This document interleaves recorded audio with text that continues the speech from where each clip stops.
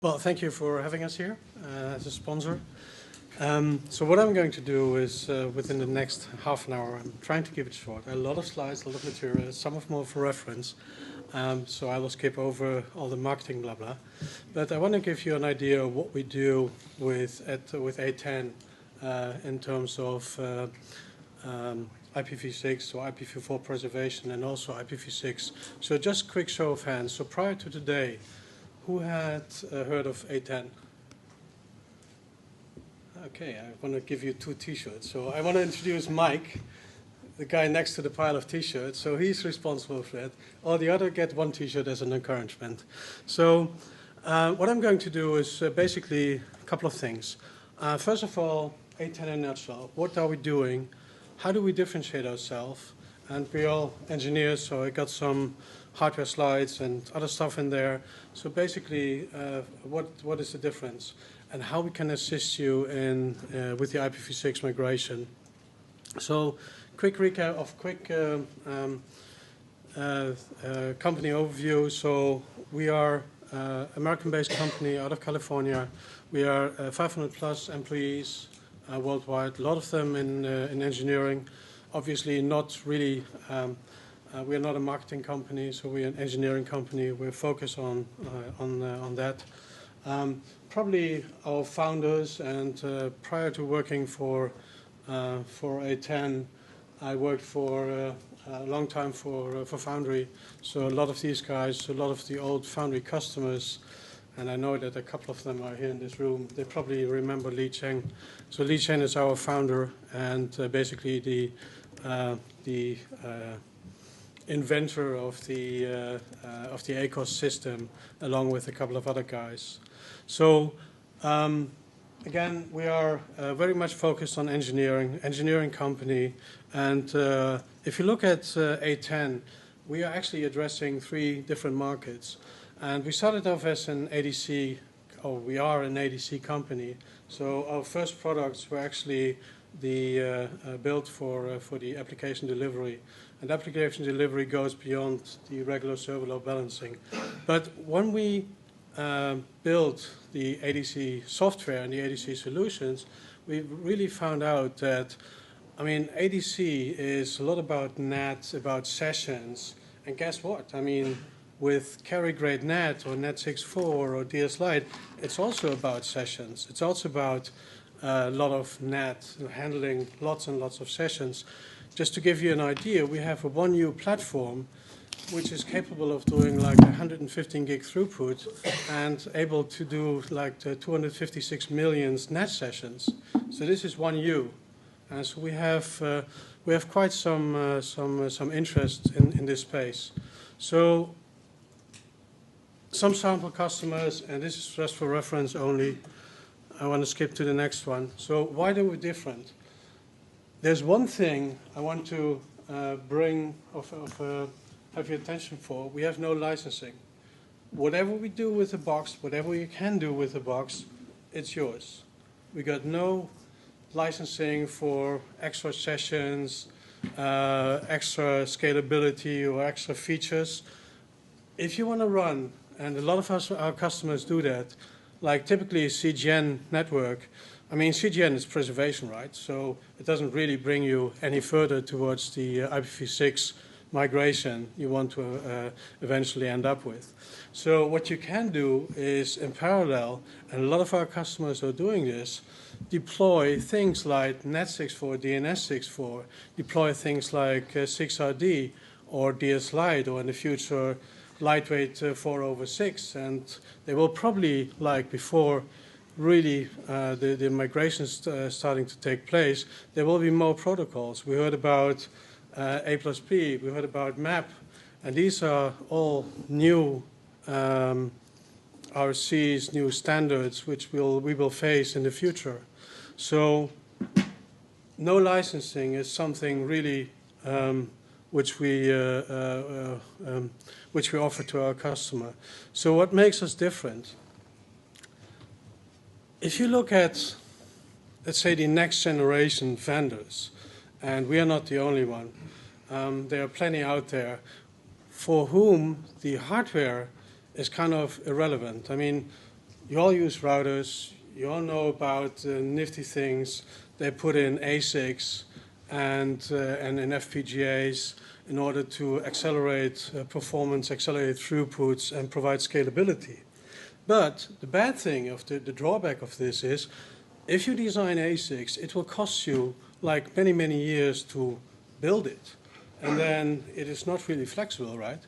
So whenever the change comes up, whenever, like for IXs, new protocols like Trill or whatever come up, you have a handicap if you're really kind of stuck to a certain piece of ASIC.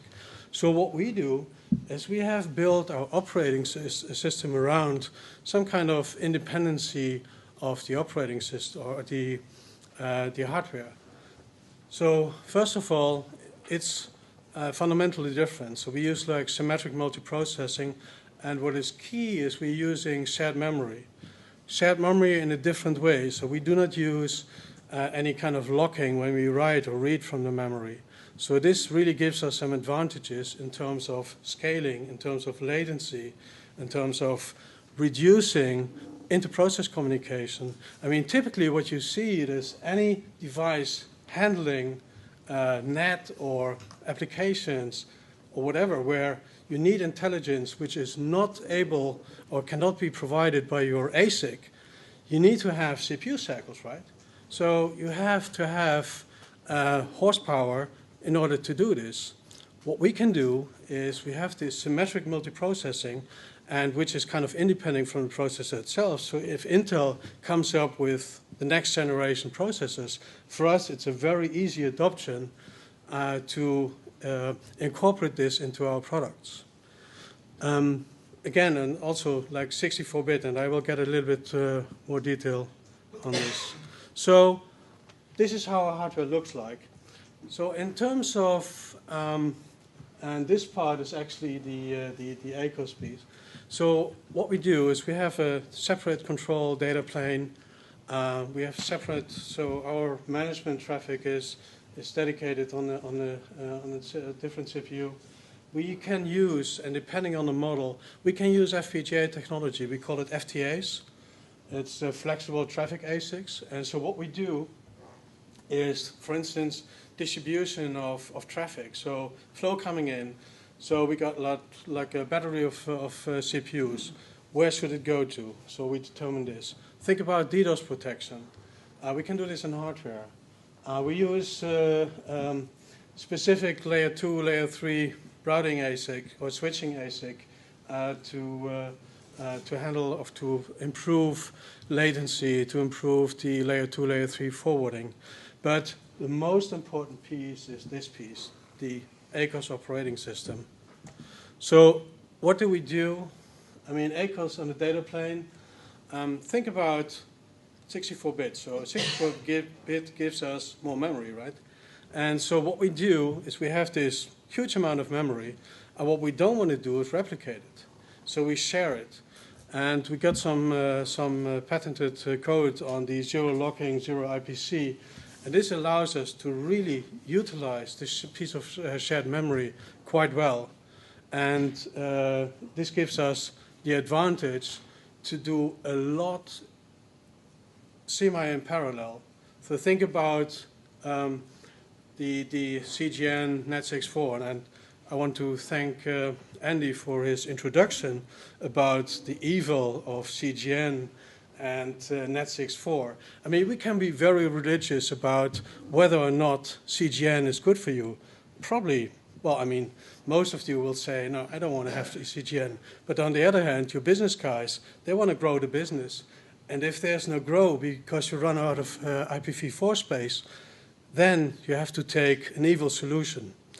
So as A10, what we do is we provide the capability of selecting a working and proven evil CGN solution depending on which side of the table you are. So we solve the IPv6 or IPv4 exhaustion. In the meantime, what we also do is we allow you to transit to IPv6 by using these different technologies, these different protocols we have in place. And So we are really market leader in terms of both CGN and IPv6 transition. One of the things we recently have been working with is Ericsson. So Ericsson selected A10 on a worldwide basis as their IPv6 migration platform. So we are engaging a lot with the Ericsson teams and a lot of mobile, a lot of wired, and a lot of cable operator environments to use A10, the A10 solution for CGN and for IPv6 migration. Actually, if I go back, and obviously, needless to say, I mean, our box is dual stack, so we support the whole thing, I mean, OSPF, BGP, ISAS, all the stuff you can imagine for both V4 and V6. So back in 2008, we actually did our first deployment in Japan for IPv6. That was part of NTT. I mean, NTT is a big customer of ours. So we did this back in 2008. So if I look today's network, I mean, this is like an open door. So we got there's no connect between the IPv4 and IPv6. So what you need is basically a sum of gateway type in between, if you like it or not. I mean, dual stack, this is at the end of the day, or many years ahead, it's probably like a very good thing to do, but it's not there yet. So, and also the requirements are different. You will find different requirements for CPEs. You will find different requirements for enterprise and service providers. Just for enterprise, imagine you want to access your local bank and you are somewhere in Asia, and suddenly you got an IPv6 address on your laptop or on your handheld. So guess what? I mean, if your bank has not an IPv6 address on the application, you're done with interactive banking. You're done with online banking. So this is something which is part of this transition. It's not only doing the NAT piece, doing the DNS64 and the NAT64 piece, but it's the whole thing with different requirements for different organizations or different type of customers inside the network. So what do we do currently? We basically, I mean, we are not kind of dictating or, well, maybe some of the sales guys try to, but basically we are open to whatever standard, whatever our customers ask from us in terms of technology. We are very active in this area. We do all kind of bake-offs with standard bodies. We are participating in a lot of the groups. So currently, we support things like LSN, CGN, whatever your preference is. So NAT44, 444. We do SLBBT. SLBBT is something like server load balancing with protocol translation. This is what your enterprise do. It's practically a no-brainer. If you go to your IPv4 infrastructure, your applications, just put a IPv6 in front of the load balancer, and basically your applications are IPv6 enabled. Other technologies like NAT64, but we not only do NAT64, because with only NAT64, you still need to have a DNS64 in order to handle your queries to an IPv4 DNS server. You have to handle this. So we also do DNS64 along with DSLite and 6RD. Going forward, there will probably a lot more technologies which are phased out, new technology which are being introduced. So we will have a lot more there. So it's about dual stack, it's about encapsulation, it's about translations. So how does it fit in? So I briefly mentioned the SLBBT, which is like a typically enterprise feature. So everyone, particularly government, I think they have like a goal of having everything IPv6 ready, whatever that means, until the end of the year. SLBBT allows them to really speed up their IPv6 enablement, because you just put an IPv6 virtual IP address in front of your server farm, and suddenly it becomes IPv6 ready. Because what we do within the AX platform, which is our piece of hardware, we do the translation between IPv6 and IPv4 to the backend servers in both directions. Next thing is the CGN. So CGN, basically, it's not a migration technology, it's a preservation. So whenever you can't get any addresses from RIPE or whoever anymore. So either you have to buy it or you have to find a smart way to utilize whatever you have. So CGN, and again, you can be very religious about this, but at the end of the day, you have to grow your business. You make money out of your network, and your CEO, they want to continue to make money out of their network. So you have to put in some kind of technology in order to overcome this, in order to grow your network. Don't be limited by the having not IPv4 addresses available, and still use the migration towards IPv6. That's where the CGN comes in play. 6RD for enablement, IPv6, NAT64, DNS64. Yeah, I think we discussed this already. And DS Lite, we see this a lot for cable operators and wired as a tunneling of IPv4 traffic over IPv6. So what is the use case? I'm going to quickly skip to this. So without getting into repetition, but it is actually SLBBT, it's really a no-brainer. I mean, just put it in floor, it's 5 minutes work, probably less, and you're done. So CGN came back a little bit more complex. The really big challenge is not the magic you put on the CLI, which is, by the way, I think there's somebody from Cisco here, but it's Cisco CLI. So it's very commonly used. You will find your way on an AX within 10-15 minutes to get the basic config.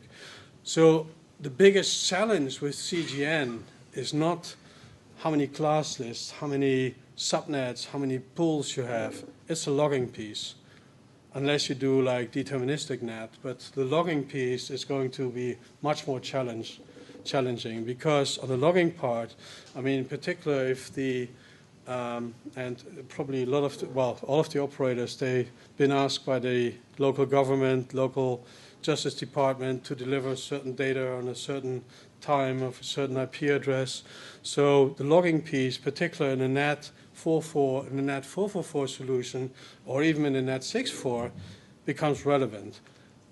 But the most challenging part is going to be the huge amount of data.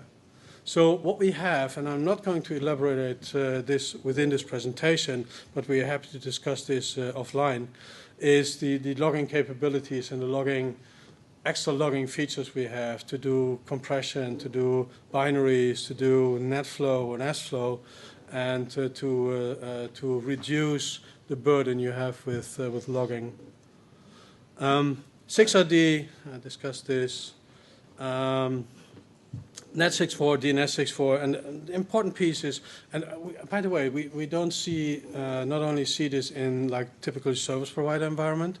I recently been to a couple of enterprise accounts where they also need public IP space. They only get v6, but they still have like a huge amount of resources which they need to be reachable from an IPv6 client to the IPv4 application. So things like NAT64, but also DNS64 is very key in order to provide a smooth migration towards integrating both networks, actually, and DS Lite. And again, there will be more. So what happened is we have been actually quite successful in the European space and international space. And a lot of this is about preservation and giving them, let's say, the means to grow their business, to continue with the rollout of new applications, more wireless clients. So this is really important for us. So just to give you a couple kind of use cases.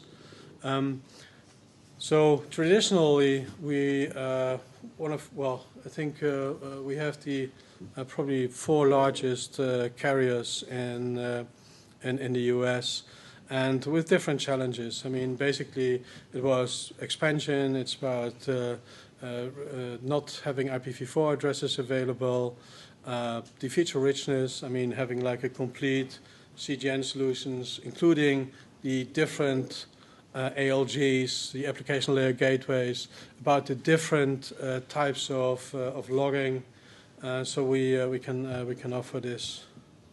So in this case, this was basically we reclaimed about 90% of the IPv4 addresses to be reused, because typically in the CGN we can use things like port, quota, and so on to basically not only use an IPv4 or public IP address for let's say multiple customers, multiple end customers. We have a very rich CGN solution. We do everything stateful, so we can do HA, and again, I mean, this is like getting up to millions and millions of sessions. So our entry-level box handles about 23 million, and our top box is going beyond the 256 million. And also a reduced footprint and capable of future growth. Because using a CGN is just a step towards migration. Another is for Net64. So we have customers giving IPv6 addresses to the client, but still, I mean, most of the content out there is IPv4. So you need to provide a solution by using Net64, DNS64 to allow the content here, or basically the IPv4 content. So, what are some of the key requirements? It's interworking, it's stateful failover, it is like true CGN, LSN capabilities, and you will see that there will be, let's say, more enhancements for certain application. Logging is a big piece, which is key. New features, so new features in terms of new technology, which is upcoming. Think about lightweight 406 and other new features. Efficiency and price performance. So. One piece on the hardware itself. So actually we are looking at hardware where we really kind of considered like data center environment in terms of airflow. We don't use any hard drives, we use SSD. And so except for, so by default we have like redundant power supplies, hot swappable fans. We have compact flash as a backup, so when the SSD fails, you can boot and take your startup config from the compact flash. We have support for lights out management, for IPMI. We have a different management port with a different kind of context compared to the data plane. And we scale up. I mean, we scale up from in terms of sessions. We scale up in terms of throughput, in terms of 10 gig ports, or as the next one with 40 gig ports. So this is our latest, greatest, and fastest model. So we support 40 gig on these as well, just 4 times the QSFP. And I'm pretty much done, so bear with me, like 2 or 3 slides, and then. So I just want to give you, I mean, I like hardware. I like our product. And I like the things what we can do with it. So I just want to give you like a quick recap on what we can do. So we have a virtual appliance. Virtual appliance is basically for your cloud networking, for typically you ever want to do with any hypervisor, whether it's VMware, Hyper-V, or KVM, or whatever. And then we have the pieces of hardware. So this is the ones where we deal with the FTAs, the flexible traffic ASICs. So this is basically the ones where we can do a lot of hardware offloading. Think about DDoS, think about stuff we can do in FPGAs. And then the models which are where basically, I mean, what we do is we take part of the FTA features, we take it from the CPU cycles. So with this, I think we have an industry-leading and very mature implementation. We have advanced features, very high performance, very high scalability. What I want to add is like the no licensing, and basically our operating system and the hardware allows us to do things next to each other.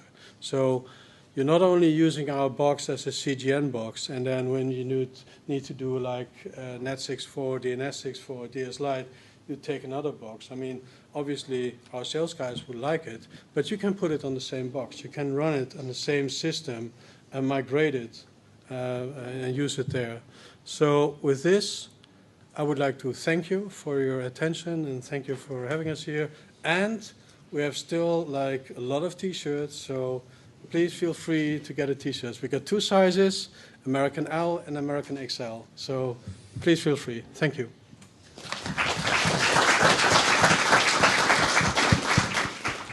Thank you, Ralf. Okay. Any question? Matthew, you had a question.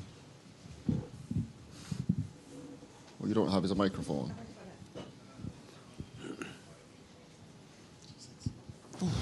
I was just wondering what the kind of latency you'd be looking at for a packet passing through in a load balancer configuration. It depends. I mean, obviously, Layer 4.7 expects some CPU involvement. So it would depend a little bit on whether a type of platform. So whether it would be an FTA platform where we have the Layer 2, Layer 3 ASIC in there, and obviously whether it's Layer 4 to 7 traffic or just regular pass-through traffic. So I can definitely provide you with some information. Just out of my head, it would depend a little bit on the hardware, the specific hardware. Thank you. Yes. So I will follow up on this. Thanks. Thank you. Okay. Any other questions? So are you and your colleagues going to be hanging around for beer afterwards? Okay, absolutely. so feel free to speak to. So we will be around for the drinks as well. So please feel free, and again you have our email address. So don't hesitate to contact us. Thank you. Thank you.